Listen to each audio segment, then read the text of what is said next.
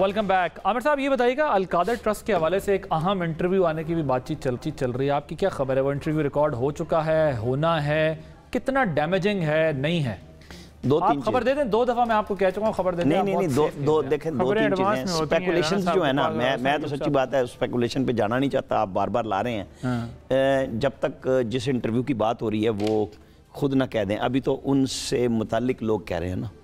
जावेद चौधरी साहब का भी एक व्लॉग मौजूद है और उस व्लॉग की मौजूदगी में बहुत सारे लोगों ने कह दिया है कि जी वो शायद उनका सोशल मीडिया पे तो ये होता है, कह दे फिर बाकी लोग उस पे अपना टैग लगा नहीं, वो कह रहे हैं कि वो इंटरव्यू तो एक डिजिटल नया जो फोरम आ रहा है उसके अंदर आएगा, वो किसी चैनल को नहीं आएगा। अच्छा, तो वो तो ये भी बातें हो रही हैं। उसके अंदर आज एक पेशरफ्त सुप्रीम कोर्ट के अंदर भी हुई है कि वहाँ पे कोई NCA का जवाब जमा कराया अल-शर्क बैंक लंदन का कि जी ये तो हमारा उनसे मुआहदा हो गया था और एक खातून के नाम से वो पैसे जमा हुए हैं 190 मिलियन पाउंड। ये कई ट्विस्ट आएंगे अभी, जैसे वो पंजोता साहब कह रहे थे ना प्रेस कॉन्फ्रेंस कर दे कोई, तो ये इंटरव्यू आएंगे तो ट्विस्ट भी आएंगे। आज अल मशरिक बैंक की रिपोर्ट भी सुप्रीम कोर्ट में जमा हुई, वही ना, मैं उसी की बात कर रहा हूँ। हाँ। तो अगर वो केस इंटरव्यू के साथ मुंसलिक है, हाँ, तो ठीक भी तो हो सकता है ना कि अगर आप इधर ठीक होंगे तो आप उधर ठीक हो जाएंगे, अगर आप इधर ठीक नहीं होते तो फिर आप उधर भी फंसे। लेकिन वो कहते हैं NCA ने नहीं कहा था, वो फैमिली ने खुद रकम मुंतकिल की। हाँ, अब यही बात है ना कि ये सुप्रीम कोर्ट में किस तरह सेटल होगा।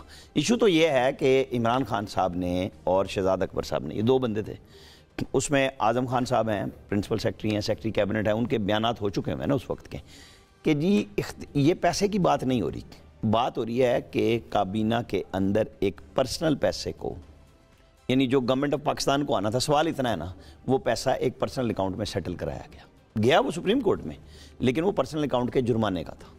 ये केस है ना, अब वो सेटल होना है, वो सुप्रीम कोर्ट का बेंच भी लग गया उसके ऊपर, ये अलग से उनके ऊपर के जी आपने काबीना को अंधेरे में रखा। 4 वज़रा के 5 वज़रा के बयानात हैं जो नैब में जाके दिए उन्होंने, और बड़े स्टार वज़रा हैं जिन्होंने टेलीविजन पे ये बातें की हुई हैं कि हमने पूछा था, हमें नहीं बताया कि ये लिफाफा बंद है। हाँ।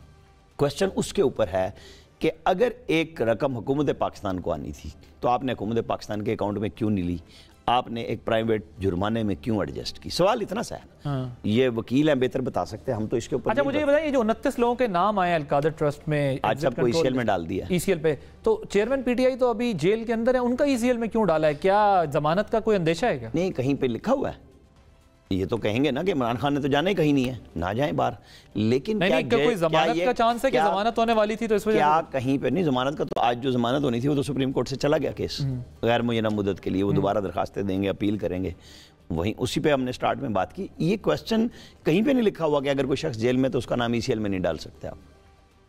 जो जेल के बाहर हैं उन 29 लोगों में, उनमें वो लोग भी हैं ना जो चिल्ले काट के आए हैं, उनके नाम भी हैं ECL के लिए। कोई बाहर निकलने वाले थे लोग? नहीं, निकलने या नहीं निकलने, एक कैबिनेट का फैसला सब कमेटी ने किया है, कैबिनेट उसको एंडोर्स कर देगी तो उसको फिर हाई कोर्ट या सुप्रीम कोर्ट में चैलेंज करना पड़ेगा। जो बाहर है वो कैसे वापस आएंगे? हाँ, वो फिर वो होता है, अगर लाना हो तो हमेश खान आया हुआ है इस मुल्क में, पंजाब बैंक के सदर थे, आपको पता है, अमेरिका से लेके आए थे, अगर लाना हो तो आ जाता है।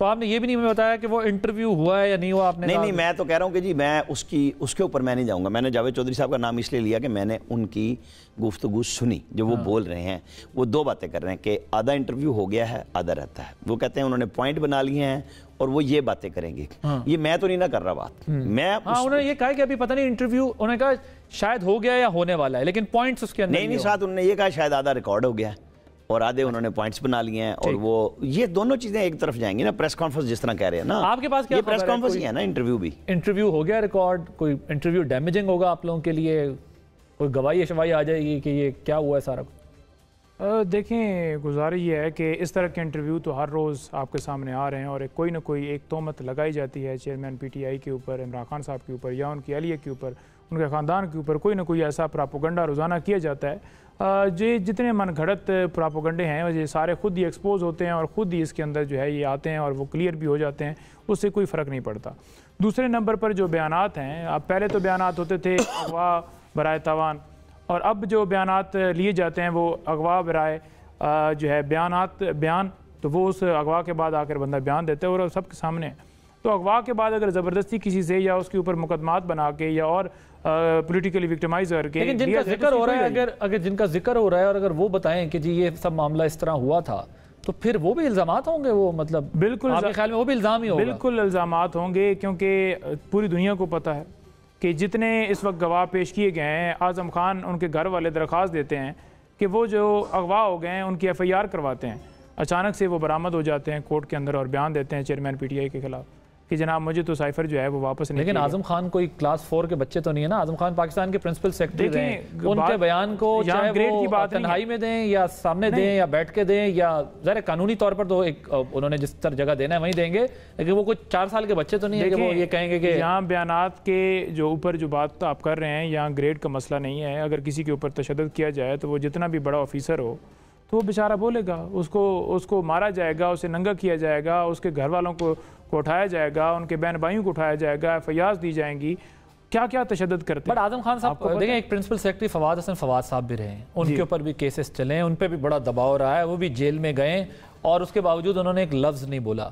और एक प्रिंसिपल सेक्रेटरी आजम खान साहब भी हैं। अब आजम खान साहब उससे भी आगे की बात बता रहे हैं जो बात लोगों को पता नहीं थी। सो ये इतना आसान भी नहीं है। अगर आप कह रहे हैं ऐसा तशद्दुद अगर होता उन पर कोई नज़र भी आता, लेकिन जाहिर है दबाव होता है, ये हमेशा होता है, कोई पहली दफ़ा नहीं हो रहा ना आखिरी दफ़ा हो रहा है, ये चीज़ें रहती हैं। नबील कबूल साहब, आपके ख्याल में, मैं ज़रा आता हूँ ज़रा दूसरे टॉपिक की तरफ दोबारा, ये मुझे बताएं कि ये जो राना साहब कह रहे हैं कि हमें अक्सरियत मिलेगी तो ही मसला हल होगा, क्या यही बुनियादी वजह है? क्योंकि आप लोग तो एक इत्तेहादी गवर्नमेंट जहन में बना के बैठे हुए थे, अब देखा कि PMLN 125 सीटें पंजाब से बता रही है, सिंध बलोचिस्तान का भी रुख कर रही है, तो क्या असल वजह यही है कि वो अक्सरियत लेना चाहते हैं और मखलूत हुकूमत के चक्कर में नहीं? देखिए, PML नून तो इस खाम ख्याली में है और इस ख्वाहिश में है कि उनको रिंग में जो है खड़ा कर दिया जाए और सामने वाला जो खिलाड़ी है उसके हाथ बांध के मैच का आगाज़ किया जाए। वो इस ख्वाहिशात में है कि जी पंजाब में वो स्वीप करेंगे, जो कि मुझे नज़र नहीं आ रहा है। अगर आप ग्राउंड रियलिटी देखें तो मुझे नून की ठीक है अक्सरियत सीटें उठाएगी पंजाब में, लेकिन जो वो सीटें जो उन्होंने सोच के बैठे हुए हैं वो नहीं उठा पाएंगे। हमने साउथ पंजाब में बड़ा अच्छा हमारा होमवर्क है। साउथ पंजाब में हमने इलेक्टेबल्स हैं हमारे, जो अभी पिछले दिनों भी जिन्होंने शमूलियत की है और अभी भी और मज़ीद करेंगे। इस वक्त चेयरमैन बिलावल जो है वो KPK का दौरा ख़त्म करके, चित्राल का दौरा ख़त्म करके फिर क्वेटा जाएंगे बलूचिस्तान में। बलूचिस्तान में कुछ दिन ठहरेंगे, यौम तासीस का जलसा है 30 नवंबर को, और इसी दौरान कुछ वहाँ पर इलेक्टेबल्स हैं जो कि हमें ज्वाइन करेंगे। फिर उसके बाद साउथ पंजाब के इलेक्टेबल्स भी हैं, वो भी ज्वाइन करेंगे, और सेंट्रल पंजाब से भी कुछ ऐसे नाम सामने आएंगे 15 दिसंबर के बाद कि फिर इनको ये पता चलेगा कि जी हम जो पीपल्स पार्टी के लिए मजाक उड़ाते थे कि सिर्फ 7 सीटों वाली जो पार्टी है वो पंजाब में क्या अक्सरियत दिखाएगी। हम जानते हैं कि पंजाब जो जीतेगा वही प्राइम मिनिस्टर बनेगा, लेकिन ये पंजाब जीतने वाली पोजीशन में नहीं है। और हमें पता है कि यहाँ पर जो है जिस तरीके से ये ख्वाहिश रख रहे हैं कि मुकाबला वन साइडेड हो पंजाब में, ऐसा नहीं होगा। हमने अपना होमवर्क जो किया है वो सिंध में किया है, बलूचिस्तान में किया है और KPK में कर रहे हैं इस वक्त। तो इंशाल्लाह आप अच्छा रिजल्ट देखेंगे पंजाब के। हम सिर्फ लाहौर या रायवंड को जीतने की कोशिश नहीं करेंगे, हम जब इक़्तिदार में आएंगे तो हम पूरे पंजाब के लिए काम करेंगे इंशाल्लाह, और ये आवाम को बताना है।